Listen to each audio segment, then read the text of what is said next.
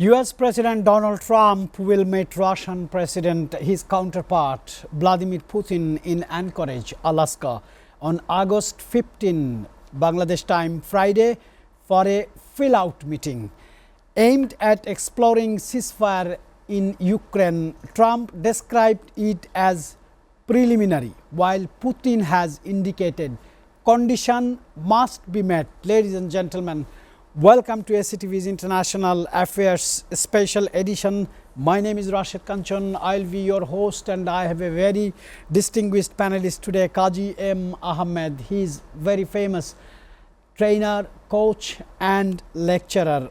He teaches in different universities. And we will have from Washington, Norman Floyd Barnes. Norman, let me start from you, sir. It's good morning from Bangladesh to Washington. It's 4 a.m. in the Eastern Standard Time.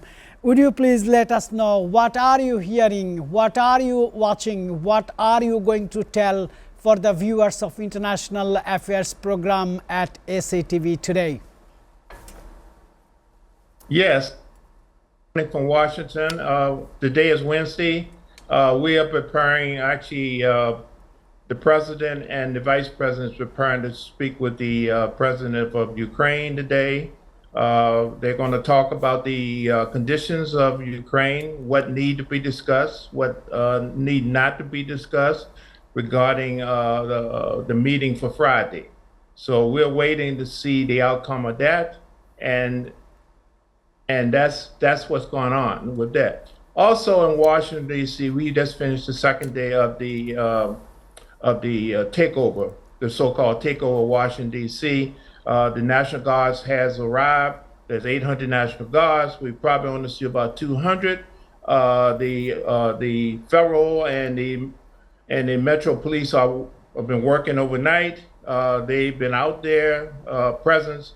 They have produced a whopping 23 arrests, one homicide. We had the 100th homicide of Washington, D.C., and things are moving along almost without problems. So we're waiting to see exactly how this 30-day session is going to go on with that. So right now, the biggest thing is what's happening with Ukraine and Russia and the so-called listening meeting for Friday.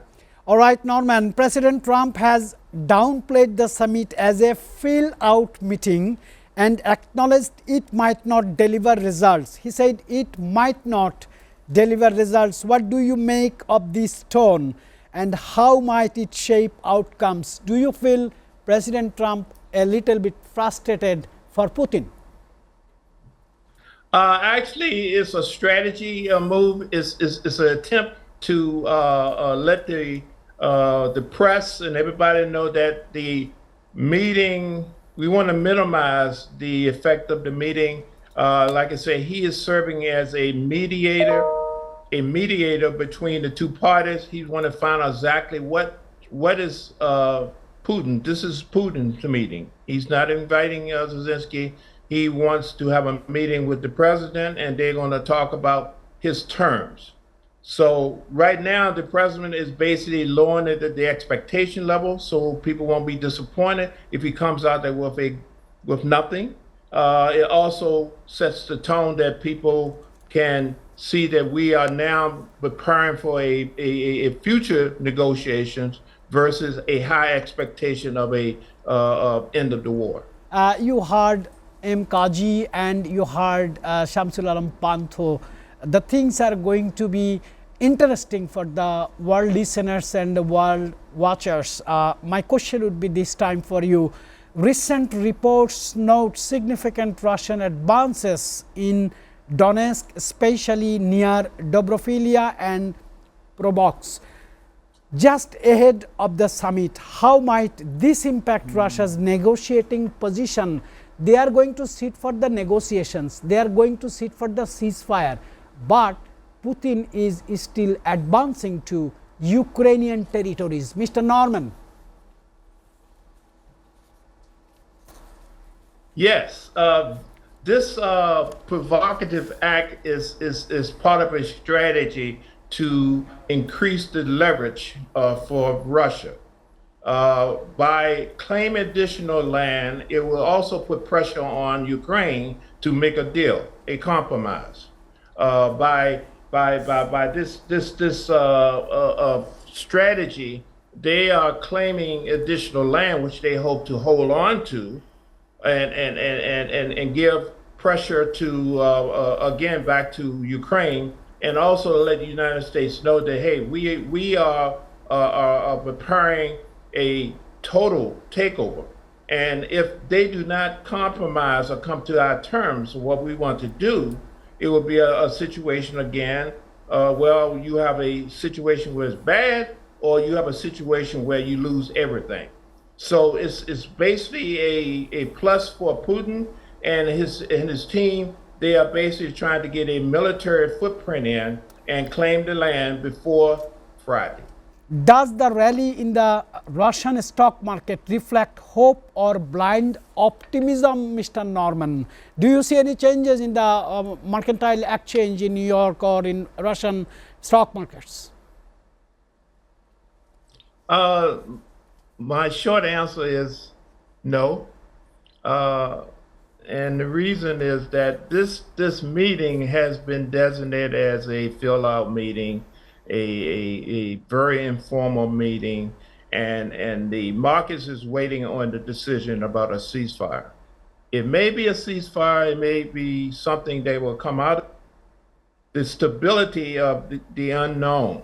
The unknown is that if there's a ceasefire, it may be a temporary halt, but a long-term problem exists, meaning that, okay, we're going to keep everything we have right now. Nothing's going to move. We're not going to leave the area that Russia's not going to leave the area that they have, and Ukraine is not going to give up anything. But the problem is that creates additional tension, stress, and hatred.